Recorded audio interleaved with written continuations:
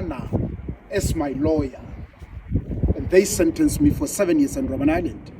I came here in 1983, released in 1990. I've done all my 7 years. For 2 years, I was in E, F, and G. 5 years, I was in the kitchen, cooking up there. That is how I arrived in this prison. Now, the food in the 80s, when I was here, our breakfast, you get a soft porridge, 2 slices of bread, tea or coffee. Lunch, it has been one thing, they've never changed. You get a small cup of soup and 2 slices of bread every day. Your supper, you eat. That's why you see the strike, students fighting, and all those things happening. Because what the ANC promised the people of South Africa, it has never been implemented. They talk about it every day when they address people. They rally people with it, but they don't implement it. That's a problem that I'm having. Thank you.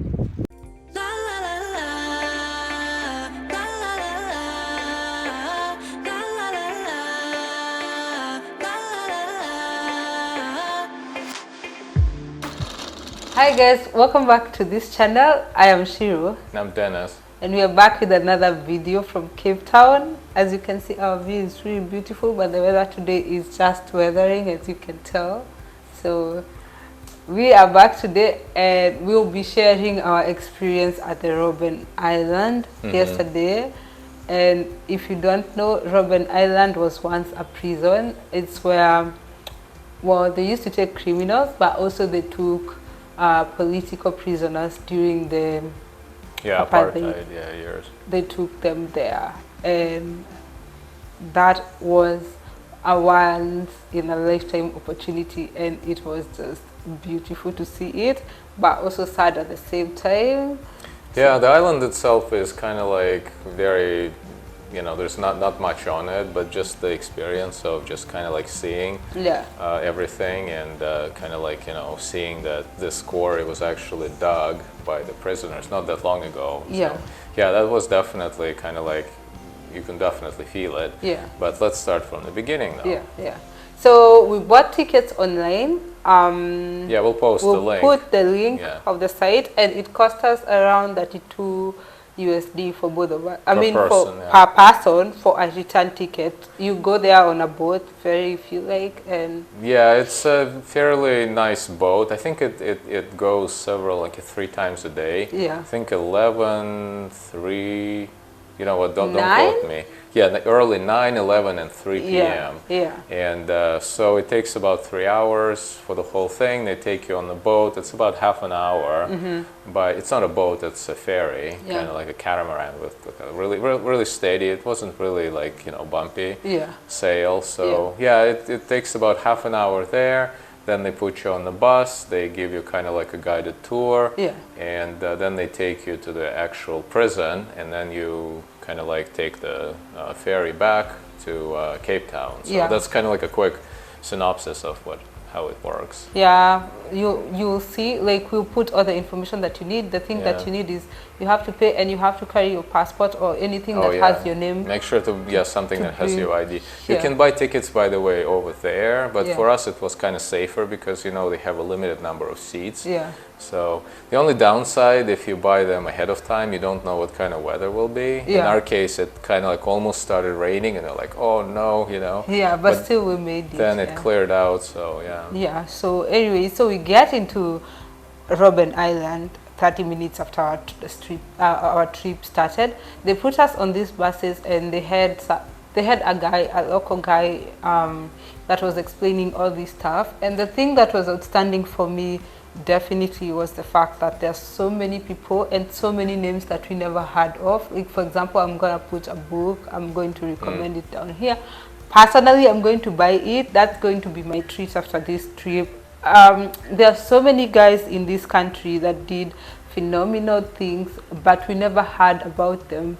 Yeah, like that, right now, I don't even remember the name of the guy. Yeah. He actually pulled up, when they pulled up the bus, he was showing It was like a pretty kind of a touching scene. There was a dog kennel, and yeah, it was just like, yeah, horrific stuff that they did to him. Yeah. And then there's a small memorial, look, the plaque for the guy, and he asked people on the bus, do you know who that is? And not a single person basically knew, you know. Yeah. And yeah, pretty much everybody knows about Nelson Mandela, but pretty much, the rest of the people that were involved in this, freedom fight, they're kind of like unknown. Yeah, we don't get to hear about them. Yeah. So that was like one of the outstanding things for me, like the many people that we don't. But also the second thing that was really striking for me is sometimes the history that we read. Like, for example, I'm a Kenyan, and when we hear about colonization, I'd say probably my grandmother's generation are the ones that when they were little, that's when this was happening. Yeah. So there's a generation in between. But then for South Africans, the people that are alive right now, they're the people that lived that history. And the most striking thing is like after the whole tour around around the island, the guy that was taking us on the prison tour was an actual political prisoner. Yeah, it's the second guy, not the bus. Not the bus tour, the walking tour. The second one that took us on the prison tour, he was an actual political prisoner during the that was Apartheid. so it was like, just like, whoa. so breathtaking. For me, the first guy, the bus tour guide, was kind of friendly. He was, liked to talk. He started like, joking with the tourists, started asking, what country are you from? And then he would really like roast everyone. But and I kind of liked him because he was kind of a younger guy, quite likable, personable. And then he's like, okay guys, my part is over, now you go to the actual prison, and then the second guy will continue. And the second guy was an older gentleman, and he kind of came off for me immediately like, oh, this guy is loud and kind of like not very like personable, and he's kind of like but then when he's like explaining, okay, this is block A, B, C, this is block E, and this is the block that I was incarcerated in, and I was like, what? I think the mood changed because I'm gonna insert like some of the videos. His voice was like, you guys, I don't know, he speaks loud. He's loud, so he was like, and so at first, you just go. He doesn't have this charisma like some people, like like all those late night comedians when they're like friendly and welcoming. This guy is just kind of like basically tells you what it is. You know? And he's older too. Yeah, I would see why he was a politician, because he has that guy can address like a crowd of, let's say, 200 people without a PA. Like he was loud and he was demonstrating it, and I'm like, until he got to a point, I was in block something, and I'm like, what? Doing what? At first I thought he was a staff member or something. And then he continued explaining, and I'm like, he was actually incarcerated. Being in awe that this guy is here. And the touching part for me was when he was explaining how, when he first came, I want to brag and say that I'm the one who started clapping for him, because I was like, we need to clap for this guy, and then like the whole room. But the part that really touched me was when he said that they called him up he got out of prison in, I think, 1990 or something like this. I'm going to insert the videos. But after that, he couldn't find a job here in South Africa. And I would say, I don't like commenting on matters that we can be, a bit touchy. But for me, I was just heartbroken for him. I was like, you go to prison fighting for freedom of these people, and then you come out, of course you've lost like 7 years of his life. Oh yeah, he was incarcerated for 7 years. 7 years, and then he said after that he got out, he started doing his stuff, but he couldn't find a job, and he went back to Johannesburg, and he said luckily someone had his contacts, and they called him up to go and be a tour guide. Well, for me, I don't know how much they get paid as a tour guide, but the fact that he couldn't get a job. I hope they pay him well. By the way, if anybody knows in the comments how much those tour guides get paid at the Robben Island, whoever like lives in South Africa, please let us know. I'm kind of curious. I hope they pay them well. Because definitely, I don't know myself, if I spent 7 years just like being incarcerated for no reason, for just literally because the racist political system didn't like me. Yeah. And I don't know if I'd be able to go back and just like, just give tour guides to people. I mean, that would be difficult. Yeah, but that comes the clapping part, because he said the first time they called him, the first group that he was leading was like a group of old people. They were retired and stuff. Some were on wheelchairs, and he went there and he was emotional, and he said, I couldn't tell them anything, because obviously he said, I had heavy weight on my shoulders, which every one of us would have. And he said, I stood there, couldn't tell them anything. And then they said, young man, tell us something. Now that time he was a young man, tell us something. And then they started asking him, why are you here? What did you do? Blah, blah. And then he answered their questions. He didn't explain. He just answered the questions that those people said. And then at the end of the trip, these people appreciated him. And he said he continued doing it.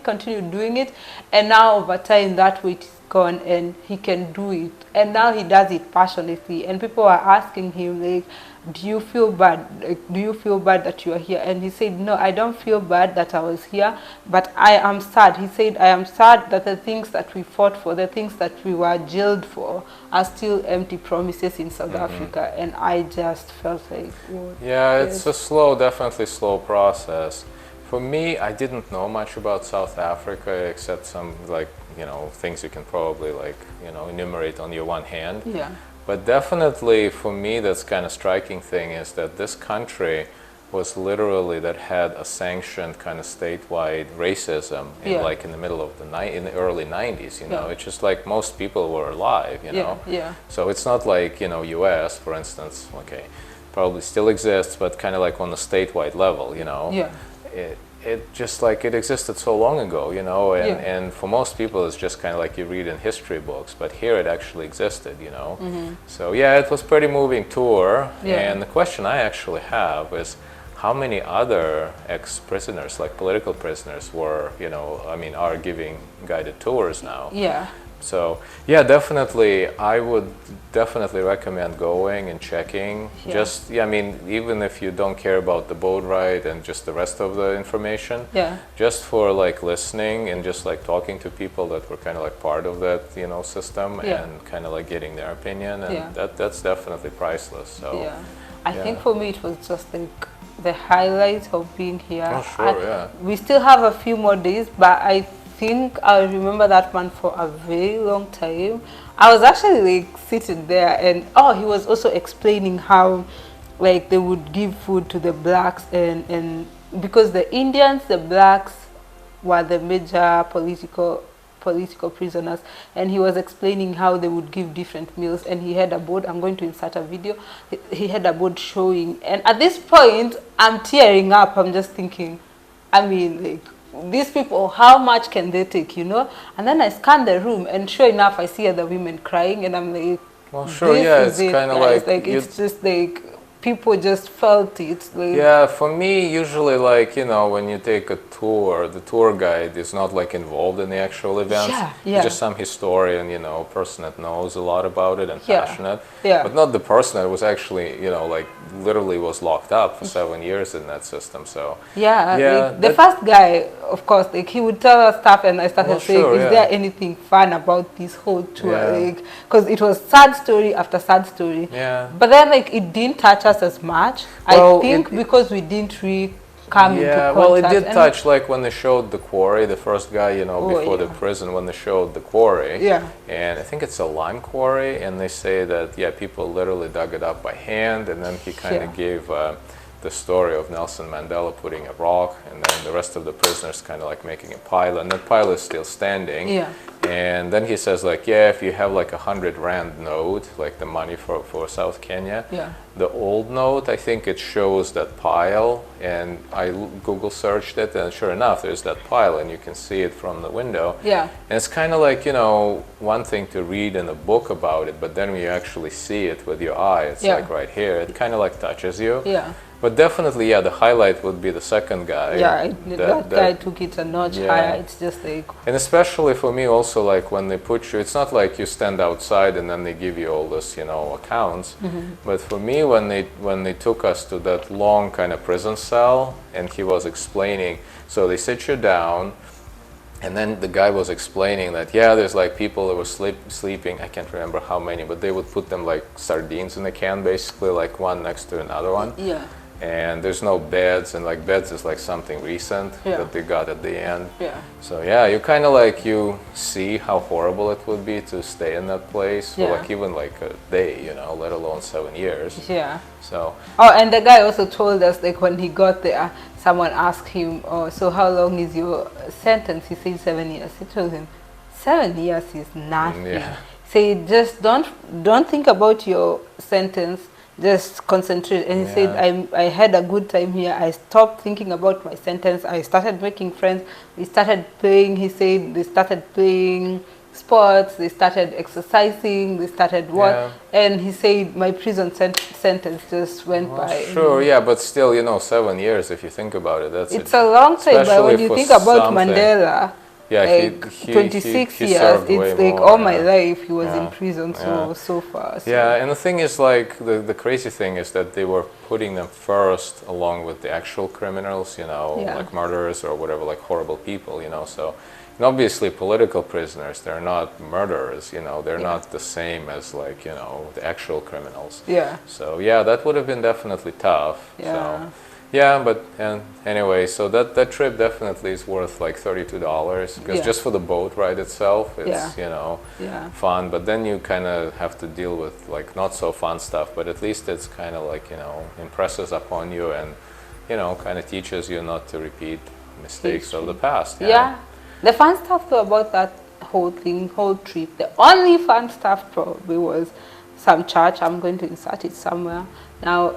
I'm sure like back in the day it wasn't like the coolest of stuff, but it's pretty, it's white outside, and so they say like before COVID they used to host weddings like every 14th of February, like on Valentine's Day. Some reason people would come to get, you know, married on a island. I think they still do. There is a prison, but they say like the 14th of Feb, they used to, like the state would pay for everything, including your after parties and stuff. So people would go there and get married. So if you want cheap wedding, just check out go get married in prison. Robben Island, like when they bring back all those marriages, I'm sure COVID now is gone, so they might bring it back. So yeah, by the way, the Robben Island has nothing to do with Robben. Robben means seal in Dutch, I think. Yeah, in Dutch. So yeah, but anyway, that they was ate them all. That's what they. Oh yeah, they ate all the seals in there. So yeah. Anyways, guys, I mean, I think that's the end of this video. I hope you enjoyed. If you ever step into Cape Town, please allocate some time to go to Robben Island. You're going to love it. Even if it's sad, you're going to love it. Now, if you haven't subscribed to this channel, make sure you do so. That's the way you support our growth as a channel and also motivate us to create the content. Also, be sure to check me out on Instagram at Shirunjuguna. That's where you get all the content fresh, live, and those things that don't make it to YouTube. And we'll see you in the next video. Bye.